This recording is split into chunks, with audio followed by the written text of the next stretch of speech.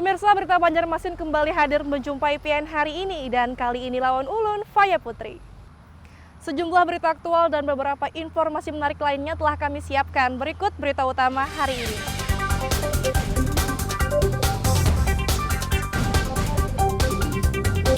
Barang bukti sabu-sabu seberat 1,9 kg dimusnahkan dengan cara di blender.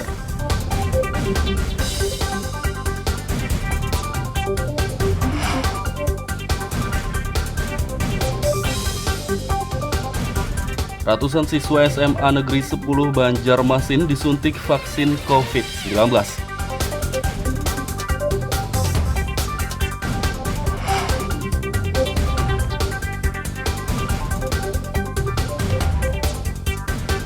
Belasan reklame di kota Banjarmasin izinnya kedaluarsa atau tidak berlaku.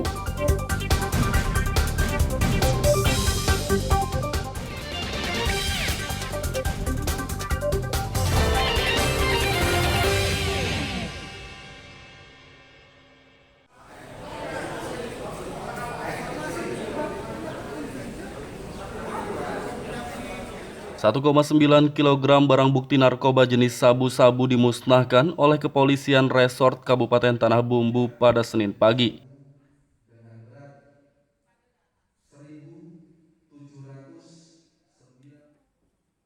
Pemusnahan berlangsung di Mapores Tanah Bumbu dipimpin Kapolres Tanah Bumbu AKBP Himawan Sutanto Saragih, dihadiri Sekda Tanah Bumbu, perwakilan pengadilan dan Kejaksaan Negeri Tanah Bumbu. Dalam kegiatan ini, barang bukti narkoba jenis sabu-sabu seberat lebih dari 1,9 kg dimusnahkan dengan cara di blender. Kapolres Tanah Bumbu AKBP Himawan Sutanto Saragih mengatakan, barang bukti sabu-sabu seberat 1,9 kg yang dimusnahkan tersebut merupakan hasil pengungkapan kasus narkoba dari 2 orang tersangka yang ditangkap pada bulan September lalu. Darat. Semua darat. Barang bukti ini tadi sempat jual berarti kan? Sempat jual. Tadi ancaman disebutkan bahwa hukuman mati ya ancaman. Ya, sesuai undang-undang yang berlaku 1 kilo untuk barang bukti 1 kilogram lebih itu ancaman hukumannya seumur hidup atau hukuman mati. Kalau dua barang bukti yang disita ini Bang, bisa dikatakan berapa jiwa yang terselamatkan dari peredaran? Kalau hitungannya 1 gram itu 4 orang, jadi total itu 9.000 jiwa yang telah kita selamatkan. Kalau diuangkan berapa? 2 kilogram. Kalau untuk rupiahnya bila di total itu ada 4 miliar lebih. Dalam kegiatan ini, selain memusnahkan barang bukti sabu-sabu, Polres Tanah Bumbu juga memusnahkan 522 butir pil ekstasi. Dari Kabupaten Tanah Bumbu, Lutfi Darlan dan Kristiawan melaporkan.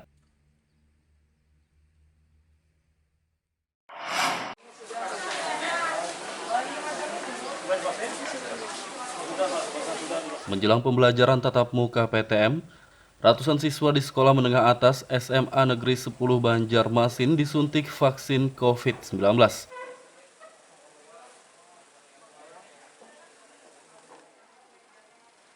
Vaksinasi COVID-19 pelajar digelar di SMA Negeri 10 di kawasan Tembus Mantuil, Banjarmasin Selatan pada Senin pagi.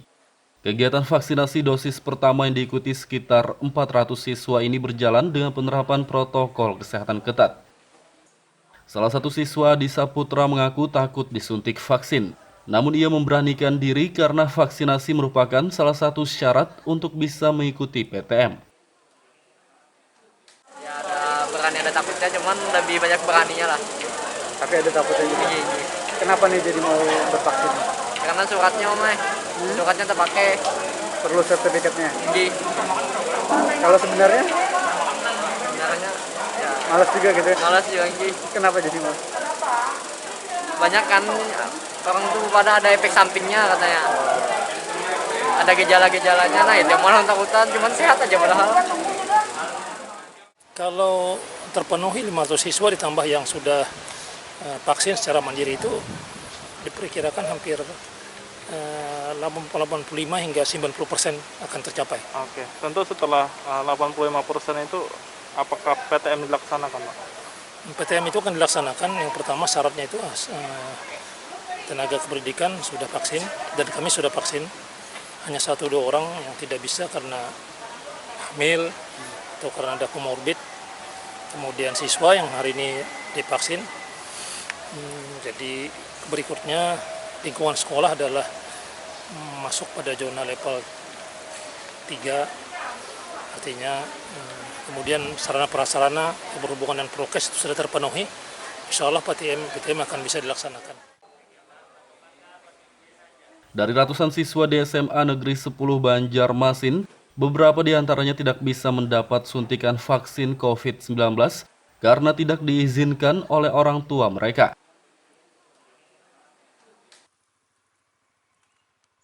Dari kota Banjarmasin, Lutfi Darlan dan Ahmad Fauzi melaporkan.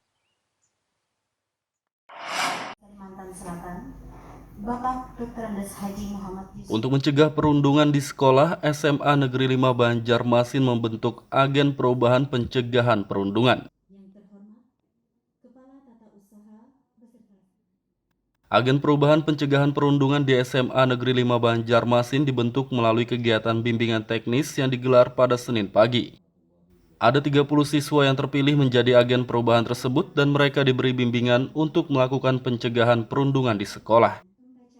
Kepala SMA Negeri 5 Banjarmasin Mukhlis Takwin mengatakan, perundungan adalah kekerasan verbal dan non-verbal yang membuat siswa merasa tidak nyaman sehingga harus dihentikan. Ini menurut penelitian survei perlindungan anak dan remaja, para pelajar se-Indonesia ini angkanya cukup tinggi. Sehingga bagi sekolah penggerak disarankan untuk dibentuk agen perubahan.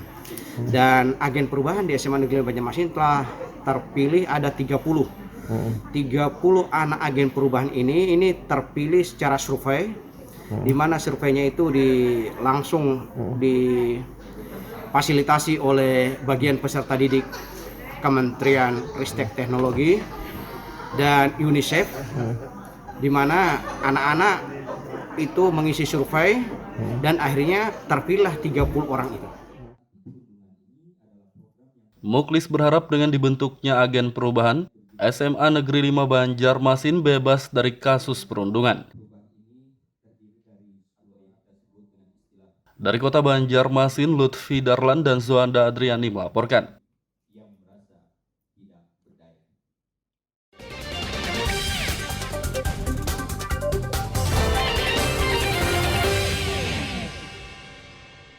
Pemirsa, masih bersama kami dalam Habar Banjarmasin. Gesan pian yang hanyar bergabung, berikut Habar Banjarmasin utama hari ini.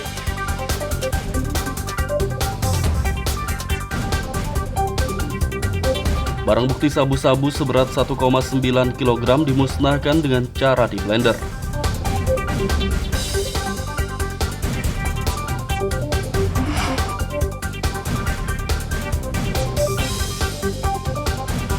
Ratusan siswa SMA Negeri 10 Banjarmasin disuntik vaksin COVID-19.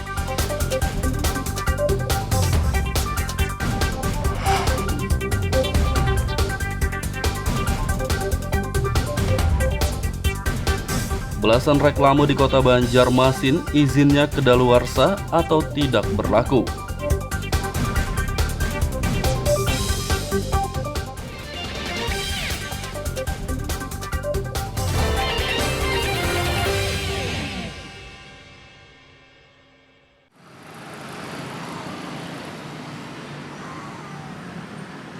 Belasan reklame di kota Banjarmasin izinnya sudah kedaluarsa atau tidak berlaku lagi.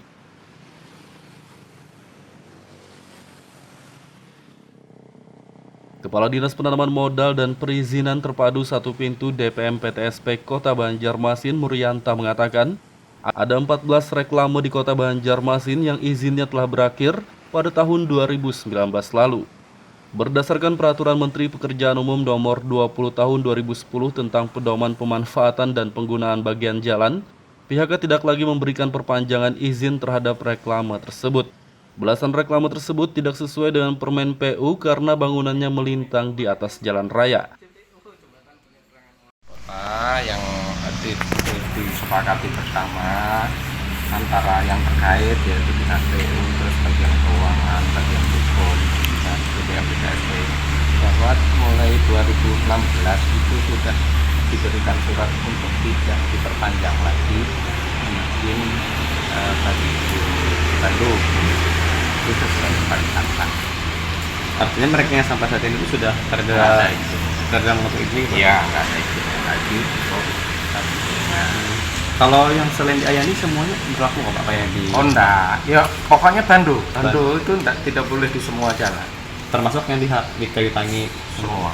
Ya Kayu Tangi, terus kemudian Sutoyo, semua Bandu karena peraturan undang-undang jalan, terus kemudian itu kan mengacu kepada undang-undang jalan, terus kemudian peraturan pemerintahnya. Pengusaha atau pemilik reklame yang izinnya sudah kedaluarsa diminta untuk membongkar bangunan reklame masing-masing. Dari Kota Banjarmasin, Lutfi Darlan dan Fudael melaporkan.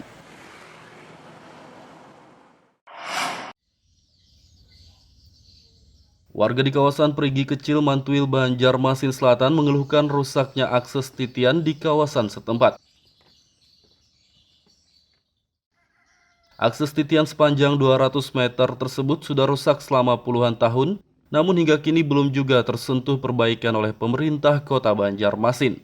Terpantau pada akhir pekan lalu, akses titian berkonstruksi kayu ini kondisinya memprihatinkan karena banyak lubang yang dinilai cukup membahayakan bagi warga pejalan kaki maupun pengendara motor. Memang sudah lama kah dengan titian ini dan kondisinya sudah? Lama sudah nih. Berapa puluh tahun Pak? Lebih 10 tahunan lebih ini. Mulai tahun sekarang itu ya Pak lagi itu nah. Ini Sebelumnya diperbaiki apa oleh pemerintah atau gimana Pak? Belum ada lagi. Pak, kondisinya ini membahayakan kah atau apa? Ya kalau yang ada apa lah kalau yang lama kita memang keadaannya nah kayak gitu mah.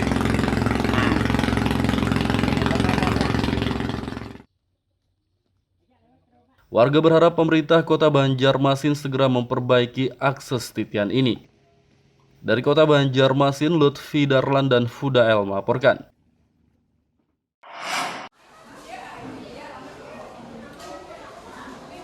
Penanganan COVID-19 di Kabupaten Kota Baru khususnya untuk biaya operasional tim Satgas COVID-19 di lapangan terkendala anggaran. Sehingga berbagai kegiatan penanganan COVID-19 di lapangan seperti edukasi pencegahan COVID-19 tidak berjalan dengan maksimal. Guna membantu kelancaran operasional tim Satgas COVID-19 Kota Baru di lapangan, salah satu perusahaan tambang emas setempat memberi bantuan dana 500 juta rupiah. Juru bicara tim Satgas COVID-19 Kota Baru Said Ahmad Asegaf mengatakan, pihaknya sangat berterima kasih atas bantuan dana yang diberikan perusahaan untuk operasional penanganan COVID-19 di lapangan. Partisipasi PT Persat yang berinvestasi di Kabupaten Kota Baru telah membantu hari ini hibah sebesar 500 juta rupiah dalam rangka mendukung membantu operasional pelaksanaan COVID-19 di Kota Baru yang selama ini sangat membantu bagi pemerintah daerah mengingat luas wilayah kita paling besar di Provinsi Kalimantan Selatan, juga persebaran penduduk kita 22 kecamatan, 198 desa, 4 kelurahan yang ini tentunya kita untuk menuntaskan vaksin di Kota Baru ini tentunya harus didukung operasional selain vaksinnya. Nah ini selama ini kendala kita di operasional di mana petugas nakes kita ini kalau mau ke lapangan harus ada dukungan operasional yang karena jauhnya jarak ini. Said Ahmad Asegaf berharap bantuan dana dari perusahaan bisa memaksimalkan penanganan COVID-19 di lapangan sehingga penyebaran COVID-19 di Kabupaten Kota Baru dapat ditekan. Dari Kabupaten Kota Baru, Lutfi Darlan dan Fauji Rahman melaporkan.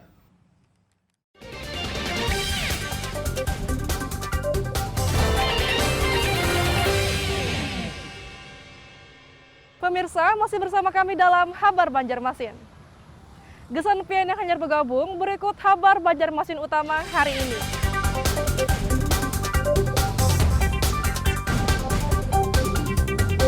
Barang bukti sabu-sabu seberat 1,9 kg dimusnahkan dengan cara di blender.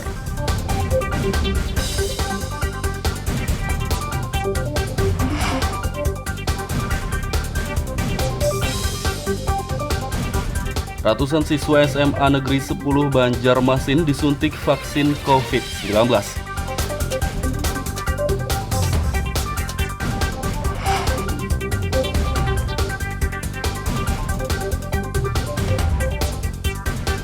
Belasan reklame di kota Banjarmasin izinnya kedaluarsa atau tidak berlaku.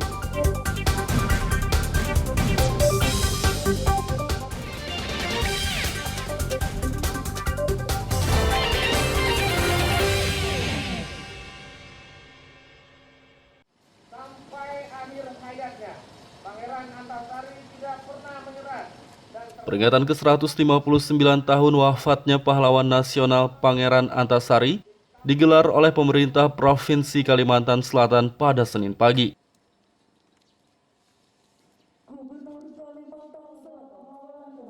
Dalam kegiatan ini, pemerintah bersama Forkopimda Kalsel melaksanakan prosesi tabur bunga di makam Pangeran Antasari di kawasan Malkontemon, Banjarmasin Utara. Gubernur Kalsel Sabiri Nur mengatakan, kegiatan ini digelar untuk mengenang jasa dan perjuangan pahlawan nasional Pangeran Antasari dalam membebaskan masyarakat Kalsel dari penjajahan Belanda. Sudah diberikan oleh para pahlawan kita, terutama nilai juangnya.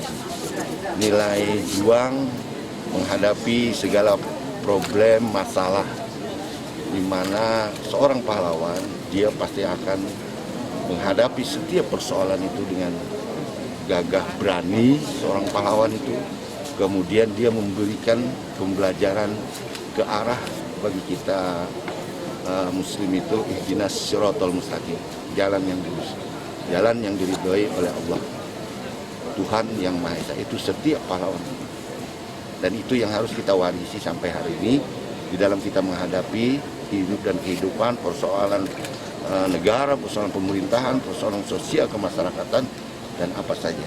Kita harus mengambil semangatnya. Kalau nggak ada mereka, para arwah pahlawan ini, kita nih ada di mana gitu.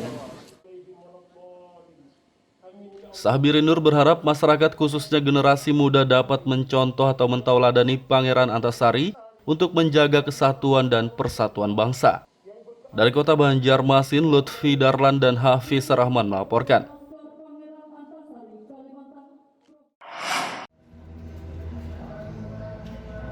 Memperingati Hari Museum Nasional tahun 2021, sejumlah museum di Kalimantan Selatan menggelar pameran benda pusaka bersejarah. Pameran benda pusaka bersejarah digelar di Museum Wasaka Banjarmasin, kawasan Banu Anyar, Banjarmasin Utara pada Senin pagi. Dalam pameran ini, Museum Wasaka Banjarmasin, Museum Lambung Mangkurat Banjarbaru, dan Museum Rakyat Hulu Sungai Selatan memamerkan ratusan benda pusaka bersejarah peninggalan para pejuang Kalimantan Selatan, seperti senjata parang, belati, mandau, tombak sumpit, baju raja, hingga baju replika Pangeran Antasari. Yang kami tampilkan di sini sekitar mungkin ada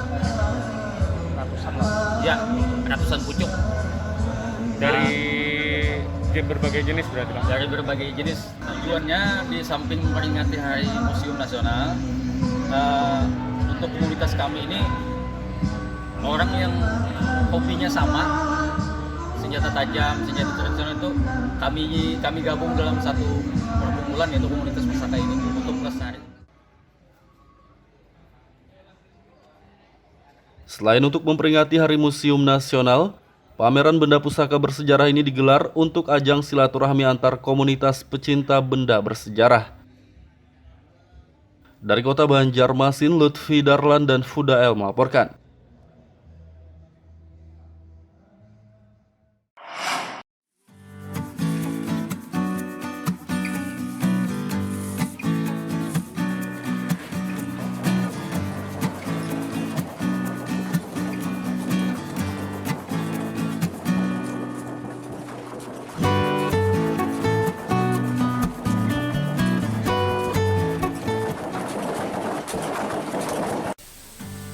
Tumbuhan purun merupakan jenis tumbuhan liar yang biasanya tumbuh di daerah dataran rendah seperti di lahan hutan galam atau lahan pertanian. Tumbuhan ini biasanya digunakan untuk membuat berbagai macam kerajinan anyaman seperti bakul, tikar, topi, tas, dan berbagai macam kerajinan lainnya. Kerajinan anyaman purun biasanya ditekuni oleh kaum ibu-ibu petani seperti di Kabupaten Batola ini.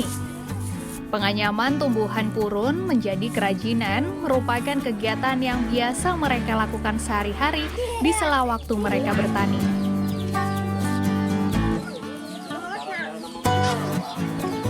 Nah, selain sebagai pengisi waktu senggang dalam bertani, menganyam kerajinan purun ini juga menambah penghasilan mereka. Untuk membuat kerajinan anyaman purun terlebih dahulu dijemur hingga kering dan layu, sehingga tidak mengandung kadar air lagi di dalamnya. Kemudian purun dipilah sesuai ukuran, baik besar dan panjangnya yang berbeda-beda. Setelah dipilih, purun selanjutnya diikat. Kemudian ditumbuk menggunakan mesin tumbuk atau bisa juga secara manual dengan menggunakan kayu.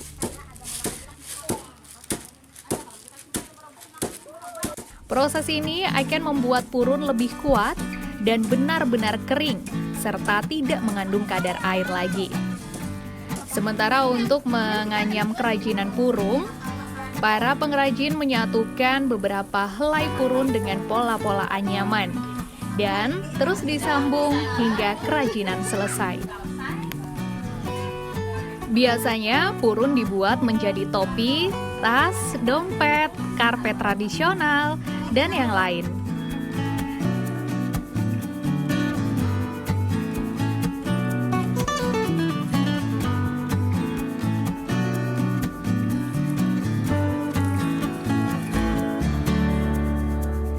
Salah seorang pengrajin anyaman purun, yaitu Erna, mengatakan membuat kerajinan purun merupakan kegiatan sampingan selain bertani.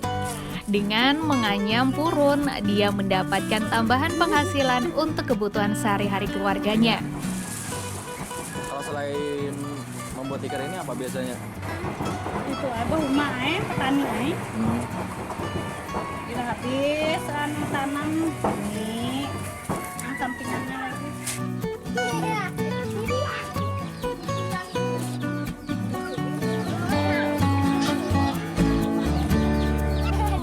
Kegiatan ini juga didukung oleh pihak desa setempat. Menurut Kepala Desa Sungai Raya, Amar Jadi, mengatakan agar bahan baku kerajinan purun tetap tersedia, pihaknya telah menyisihkan dana desa untuk budidaya tumbuhan purun. Budidaya purun ini tetap kami kembangkan, yaitu dengan cara salah satunya untuk permodalan kami sisihkan untuk kegiatan di bidang BUMDes. Jadi dana itu kami ambilkan untuk budidaya purun ini dan dianggarkan untuk di dana desa. Selain sebagai penambah penghasilan bagi para petani di sela waktu mereka, nah, menganyam kerajinan purun ini juga merupakan kearifan lokal yang sudah turun-temurun dilakukan sejak zaman dahulu. Muhammad Lutfi Darlan melaporkan dari Batola, Kalimantan Selatan.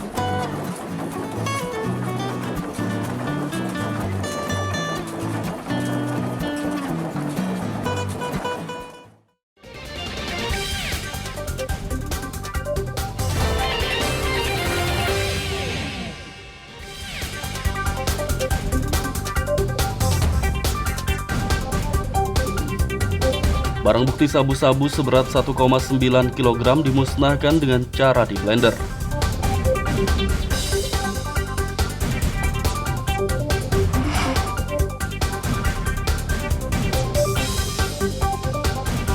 Ratusan siswa SMA Negeri 10 Banjarmasin disuntik vaksin COVID-19.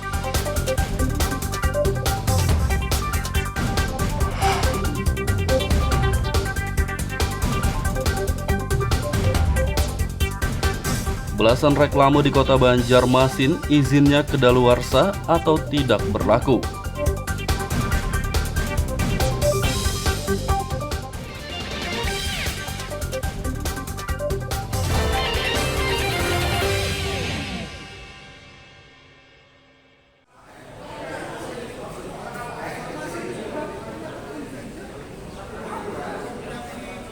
Satu 1,9 kg barang bukti narkoba jenis sabu-sabu dimusnahkan oleh Kepolisian Resort Kabupaten Tanah Bumbu pada Senin pagi.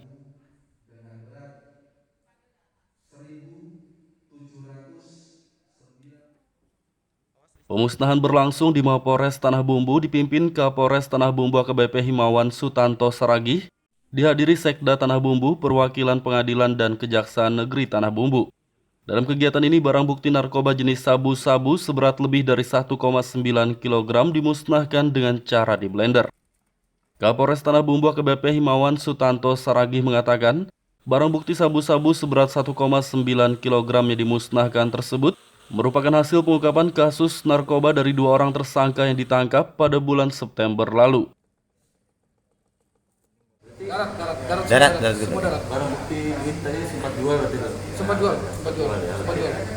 Tadi ancaman disebutkan bahwa hukuman mati ya ancaman. Ya, sesuai undang-undang yang berlaku 1 kilo untuk barang bukti 1 kilogram lebih itu ancaman hukumannya seumur hidup atau hukuman mati.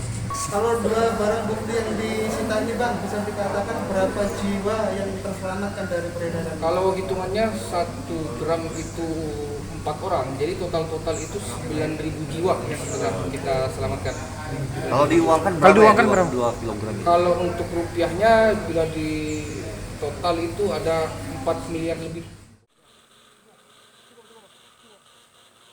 Dalam kegiatan ini, selain memusnahkan barang bukti sabu-sabu, Polres Tanah Bumbu juga memusnahkan 522 butir pil ekstasi. Dari Kabupaten Tanah Bumbu, Lutfi Darlan dan Kristiawan melaporkan.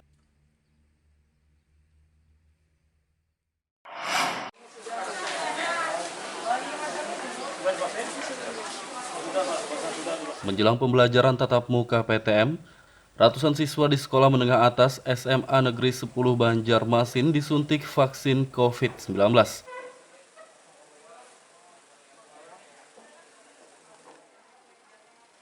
Vaksinasi COVID-19 pelajar digelar di SMA Negeri 10 di kawasan Tembus Mantuil, Banjarmasin Selatan pada Senin pagi. Kegiatan vaksinasi dosis pertama yang diikuti sekitar 400 siswa ini berjalan dengan penerapan protokol kesehatan ketat. Salah satu siswa di Saputra mengaku takut disuntik vaksin, namun ia memberanikan diri karena vaksinasi merupakan salah satu syarat untuk bisa mengikuti PTM. Berani ada takutnya, cuman lebih banyak beraninya lah. Tapi ada takutnya juga. Iya. Kenapa nih jadi mau bervaksin? Karena suratnya suratnya terpakai. Perlu sertifikatnya? Iya. Kalau sebenarnya? Sebenarnya ya. Malas juga gitu ya? Malas juga, iya. Kenapa jadi malas? Banyak kan orang tuh pada ada efek sampingnya katanya. Ada gejala-gejalanya, nah itu yang malah takutan, cuman sehat aja padahal. Kalau terpenuhi 500 siswa ditambah yang sudah vaksin secara mandiri itu diperkirakan hampir 85 hingga 90% akan tercapai. Oke, tentu setelah 85% itu apakah PTM dilaksanakan, Pak? PTM itu akan dilaksanakan. Yang pertama syaratnya itu tenaga kependidikan sudah vaksin dan kami sudah vaksin.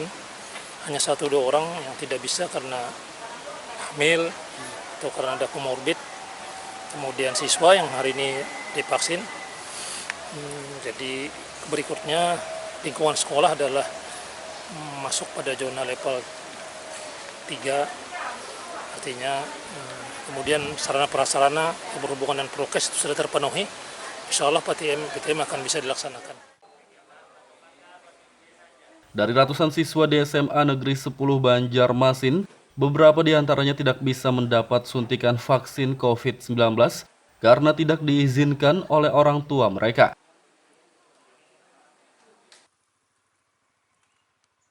Dari kota Banjarmasin, Lutfi Darlan dan Ahmad Fauzi melaporkan. Bapak Dr. Andes Haji Muhammad Yusuf. Untuk mencegah perundungan di sekolah, SMA Negeri 5 Banjarmasin membentuk agen perubahan pencegahan perundungan. Agen perubahan pencegahan perundungan di SMA Negeri 5 Banjarmasin dibentuk melalui kegiatan bimbingan teknis yang digelar pada Senin pagi. Ada 30 siswa yang terpilih menjadi agen perubahan tersebut dan mereka diberi bimbingan untuk melakukan pencegahan perundungan di sekolah. Kepala SMA Negeri 5 Banjarmasin Mukhlis Takwin mengatakan, perundungan adalah kekerasan verbal dan non-verbal yang membuat siswa merasa tidak nyaman sehingga harus dihentikan. Ini menurut penelitian survei perlindungan anak dan remaja, para pelajar se-Indonesia ini angkanya cukup tinggi. Sehingga bagi sekolah penggerak disarankan untuk dibentuk agen perubahan. Dan agen perubahan di SMA Negeri Banjarmasin telah terpilih ada 30 anak agen perubahan ini terpilih secara survei, di mana surveinya itu langsung difasilitasi oleh bagian peserta didik Kementerian Ristek Teknologi dan UNICEF, di mana anak-anak itu mengisi survei dan akhirnya terpilih 30 orang itu. Mukhlis berharap dengan dibentuknya agen perubahan, SMA Negeri 5 Banjarmasin bebas dari kasus perundungan. Dari Kota Banjarmasin, Lutfi Darlan dan Zoanda Adriani melaporkan. Pemirsa, informasi tadi sekaligus menjadi penutup perjumpaan kita kali ini. Ulun Faya Putri lawan Buhan Redaksi mengucapkan selamat beraktivitas. Sampai jumpa.